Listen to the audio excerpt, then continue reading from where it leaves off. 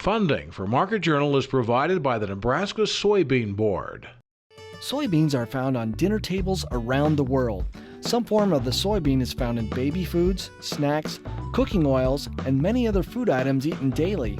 And soybeans provide the protein in the diets for livestock and fish. The Nebraska soybean farmers support research to develop new soy-based products for foods, livestock, and industrial uses through their checkoff dollars. The Nebraska Soybean Checkoff, growing opportunity from the ground up.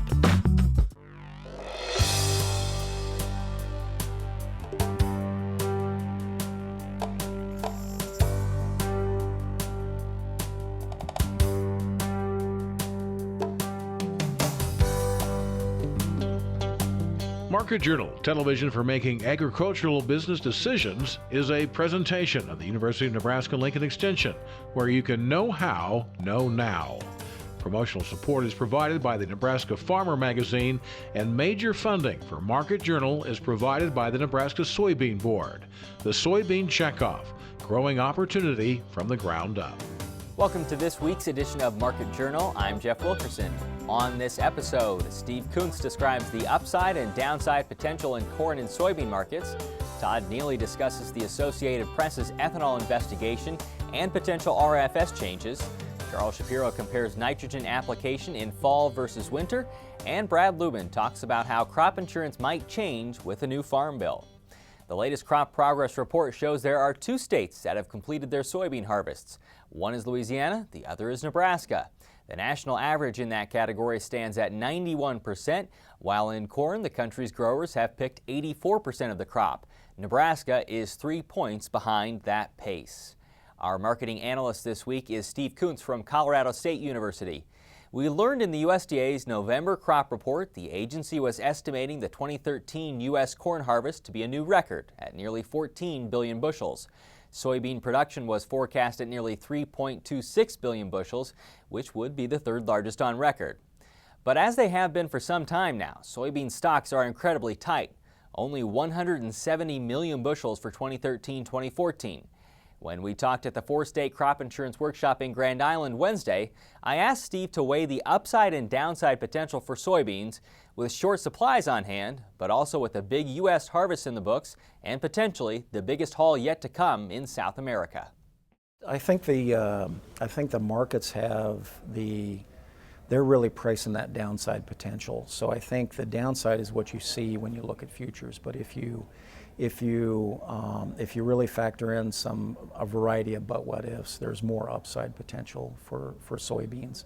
And that comes from, if you look at the weather maps, South America, like us, doesn't have excess moisture to work with respect to soybean production. So they're going to need timely rains, and any sort of problem is going to create it will create a supply event for them. I asked you about the upside, downside in soybeans. What about in corn? How do you weigh the upside versus downside potential in corn?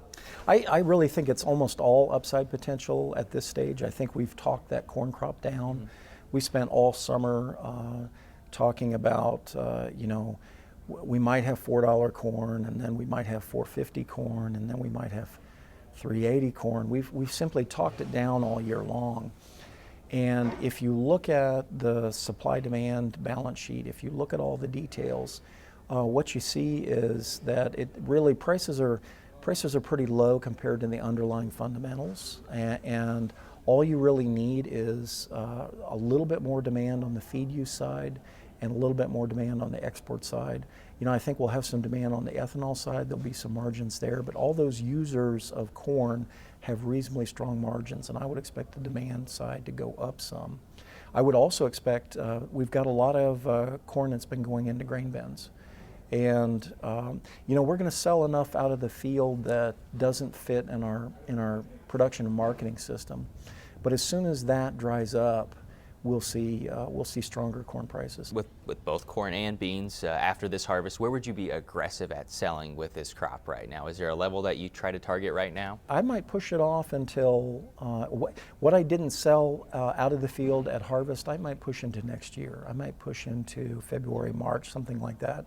It really depends on where producers are located. Look at your historical basis. If you have a time period that's typically strong historical basis, plan on plan on doing some pretty aggressive marketings there. What about in 2014? How do you see the levels for corn and beans moving once you get closer to that 2014 planting and potential acres that you'll see next year? Boy, I really hate to cop out on that answer, but I'm going to have to. We just don't know. We have beaten down corn prices a lot. And on into 2014, you know, we're talking about 470, 480 for D14 corn this week. And that's really pushing break-evens for quite a few operations. So what really matters is how many acres are scaled back, what kind of, what can producers do to renegotiate cash rents, or not renegotiate, but not simply give away, not pay the rates that they've paid in the past as far as cash rents go. And then there's a matter of, you know, so when all that plays out, what kind of planted acres do we really get? You know, in my mind, we could have pretty healthy plantings for next year, or we could actually cut back pretty substantially.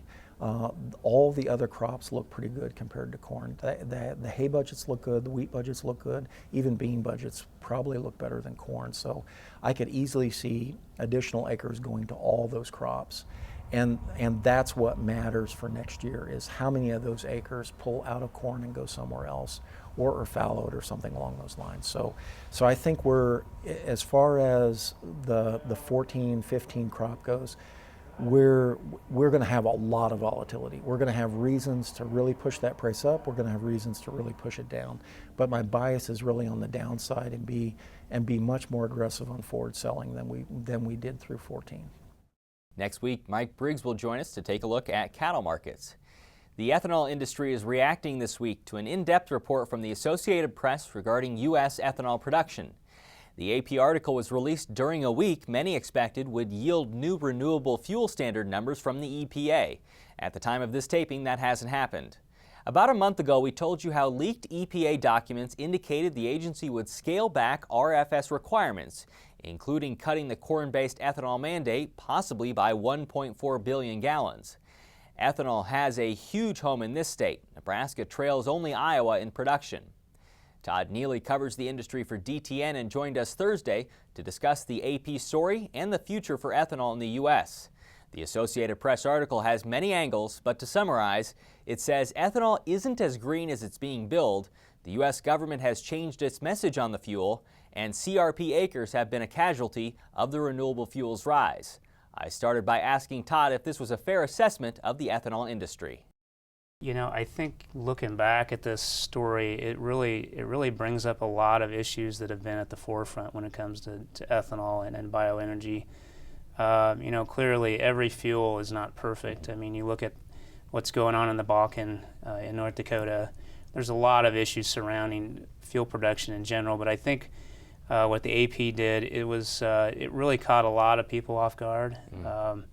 A lot of people in rural America who, you know, by and large, farmers are very conservation-minded. Not all of them, but in general, they do what they can to conserve the land. And so I think this piece, and all, it probably missed out on a lot of opportunities to really talk about the issues.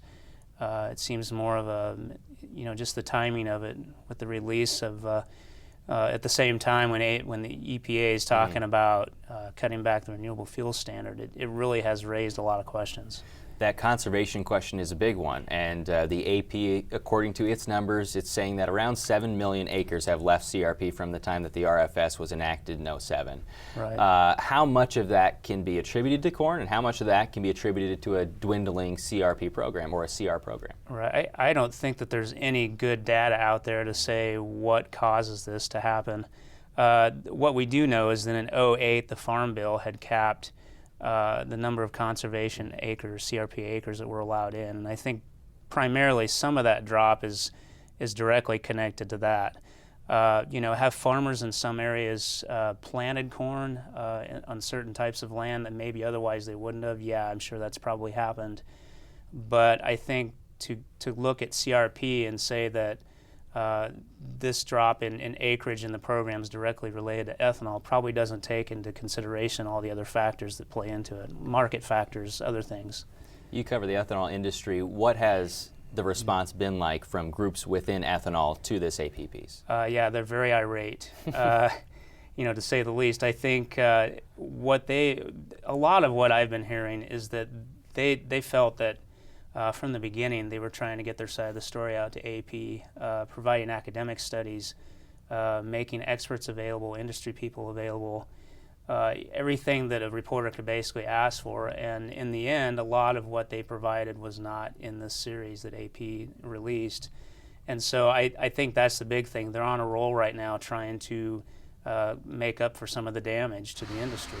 Putting out, you see a lot of stuff on social media, a lot of fact checking going on within the industry. Whether people in Washington and the policymakers are listening, I guess that's still to be seen. But I think it's the outpour from rural America on this has been incredible so far. Obviously, this came at a time when it's relevant because the EPA is considering scaling back, according to leaked documents, the RFS, and you've probably developed a very close relationship with the spokesperson there asking about those numbers. Yeah. They haven't released them yet, but what do you think they'll look like when those numbers come out? Well, I think what we've been hearing so far, everything points to EPA cutting back the volumes for next year. Now, that's not to say that it's going to have immediate direct effect on the ethanol industry, because there's still some talk that with corn prices falling, ethanol margins have recovered somewhat too, and right. So there's still a good hint that what's going to happen next year is really not going to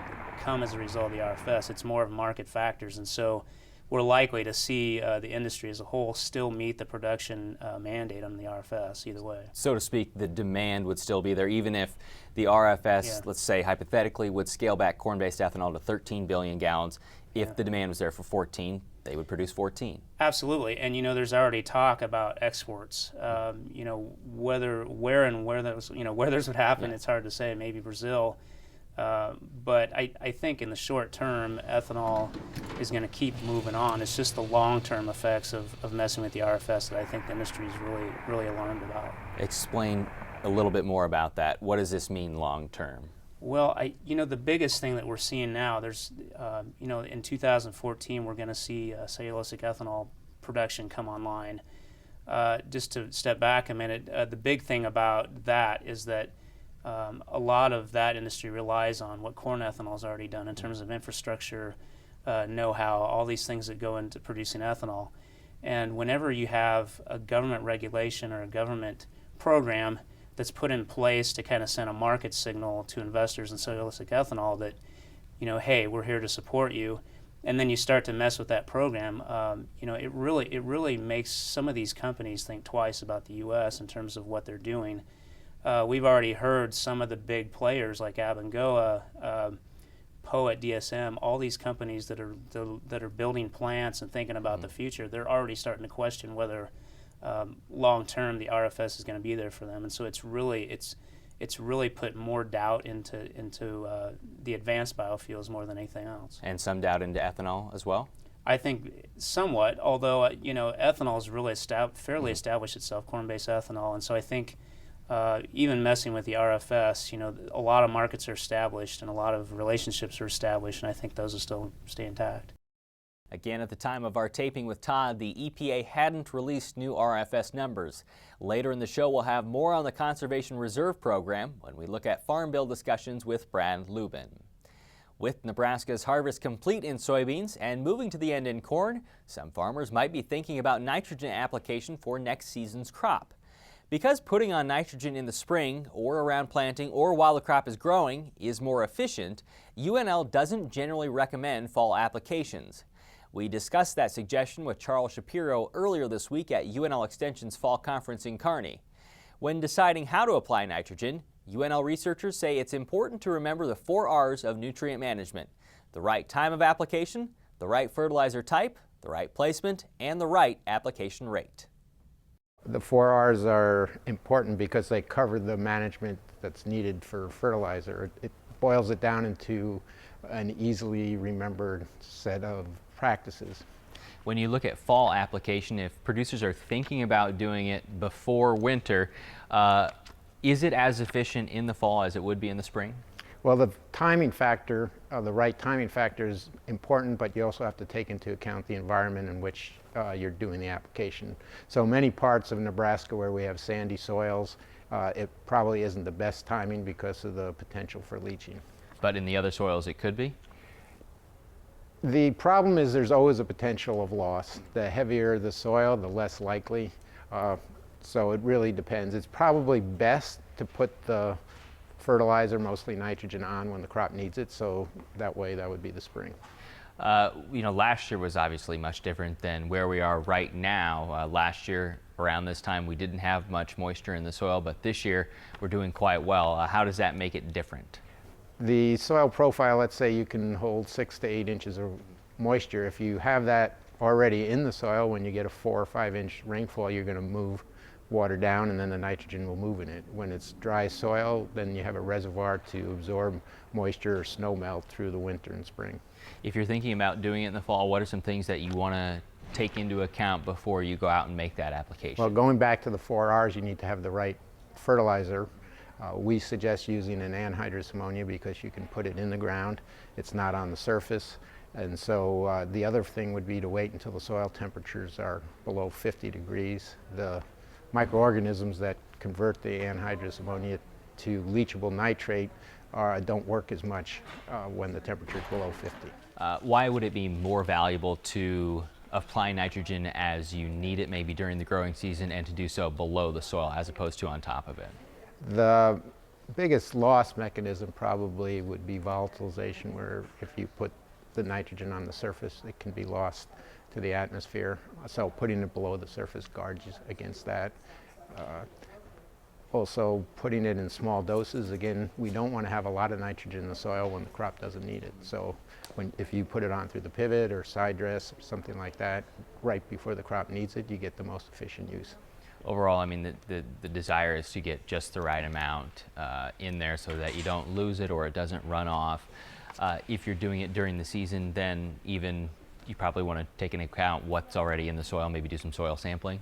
We recommend soil sampling. The spring is better, although a lot of soil is sampled in the fall. If you sample in the fall, one has to keep track of the moisture to see if there's any leaching and make either more nitrogen afterwards or resample. If you're interested in more information on nitrogen fertilizer application for Nebraska corn, we'll link to a recent Crop Watch article with more on the subject on our website. Don Fling of Ainsworth has equipped his pivots with some of the latest in soil moisture monitoring and variable rate technologies. But as you'll read in the November Nebraska Farmer, Fling also has on his farm an early model Valley water drive pivot featuring steel wheels. After 4 decades, it's still circling and delivering water to a 25-acre field. Fling even remembers as a 10-year-old the day in 1961 when Valley Manufacturing started up a new 7-tower Valley water drive for his father Glenn. You can read more about his thoughts on the early years of center pivots in north-central Nebraska in the November Nebraska Farmer. The Farm Bill Conference continues in Washington, but the time frame is getting tighter to complete a deal before Thanksgiving and the end of the year. At the Crop Insurance Workshop in Grand Island Wednesday, UNL Extension Public Policy Specialist Brad Lubin said we're not only closer to completion on a new 5-year farm bill, but we're also closer to the cliff, in that if it doesn't get done now, when will it? Well, one could say we're closer to completion than we've ever been with this bill. It's taken 3 years to get here, but for the first time we actually got a bill to conference committee. And you've got minds on the conference committee that, while they have to sort out some major differences, also can produce a final version here for consideration in both chambers. As you look at the House and Senate versions when it comes to crop insurance, how differing are those two? Well, in terms of what they offer for new crop insurance programs, they actually are very similar, with a supplemental coverage option to add on to existing policies offered in both chambers, a stacks program, a similar insurance program for cotton. But there is a difference in them in terms of some compliance provisions. The Senate includes conservation compliance, and it also includes means testing for crop insurance eligibility in terms of receiving the benefits of the premium support. The House does not currently include those versions, but that's a big negotiating point here in conference. Crop insurance is a sticking point, sure, but obviously the nutrition program is probably more so. Right. It's clearly the number one issue for the conference committee to resolve, nutrition legislation. Will we make cuts to nutrition? Almost certainly. The question is how much. The Senate proposes $4 billion in cuts. The House proposes $40 billion in cuts. Magnitudes of difference. The real debate isn't exactly on what the number should be. The real debate is on these eligibility rules that determine the estimate of how much each program costs. Adjusting those is the real question mark here. You look at a program like Sure that'll go away. When this thing's all said and done, how different do you think this landscape will be for farmers in Nebraska? You know, when you look at what direction we're heading with farm programs over time, we've certainly increased the emphasis on risk management as opposed to traditional income support. When it's all said and done, we're going to have a farm program decision, presumably in 2014 if we get the bill done. We'll have a farm program decision that makes producers try and manage a commodity program coupled with crop insurance, coupled with a supplemental coverage option, an add-on crop insurance program. It's complex. It's a more complex decision than we've ever had. It builds on things we know and understand, but the complexity just keeps growing. I want to talk about one more aspect, and that's a conservation program. As you look at it, what do you expect that to be like if this farm bill does get completed? Well, it's interesting. Conservation has been certainly a favored part of the farm bill, at least in the last 25 years, since substantial investments in the 1985 farm bill. The CRP program is roughly a $2 billion a year program. It's actually getting smaller, less acres in the CRP over time, and revising the legislated caps on the CRP to reflect that. But that's getting smaller as commodity prices have encouraged land to come out of retirement. The rest of the conservation program portfolio is actually growing. It's still growing. Even facing budget cuts in the new bill, the cut is a cut in the rate of growth. It's not actual cuts relative to current spending, it's just a slower rate of growth. Conservation is growing, it's certainly politically popular, it's actually bigger than the commodity title, and it continues to be a major investment for the U.S. You'll have a chance to learn more about the Farm Bill, public policy, and crop and livestock markets at the Omaha Ag Outlook. Taking place December 6th and 7th, the Omaha Ag Outlook is designed to connect participants with market and economic experts. Brad Lubin, who happens to be an organizer and coincidentally a presenter, explains how partakers might benefit from attending. The Omaha Ag Outlook is a joint venture of Iowa State and Nebraska, combining our resources in both states to give you the best in extension outlook. Grains, livestock, policy. The Omaha Ag Outlook Conference gives us this opportunity to come and see a noted panel of speakers. It's also a unique opportunity on the first weekend of December in Omaha to come for a 2-day conference and network with producers, listen to experts, Nathan Kaufman from the Federal Reserve Bank in the Omaha branch, and Mike Bolge, noted professor and speaker from Purdue University. Both will join us to add their expertise as well. The Omaha Ag Outlook is December 6th and 7th at the Old Market Embassy Suites in Omaha. Registration is $150 by December 1st and $250 at the door. Discounted room rates are available for the first 125 participants. You can find registration information online at go.unl.edu/Omaha Ag Outlook. Now, with this week's weather forecast, here's UNL Extension State Climatologist Al Dutcher. Well, folks, here we are again for the weekly forecast. Before we get to the main brunt of this forecast, let's take a look back at this last week. And there really wasn't a lot to talk about except for that big Arctic intrusion. Precipitation was fairly minimal across the state, a few flurries. I think liquid equivalent precipitation, the best I could find, was about 0.06 of an inch across the state for this entire 7-day period.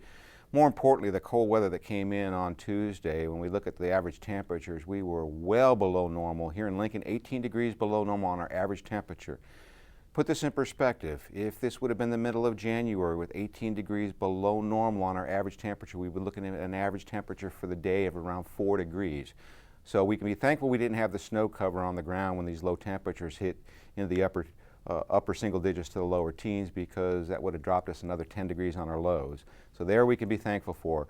Thankful for also that we didn't receive any significant snowfall, and we've been able to get the harvest activity going rather rapidly. We're now up to 81% complete over this last Sunday, and with this dry weather this week, I suspect that we're going to pop up well above 90% as we go into the next release by NASS, which will be Monday morning.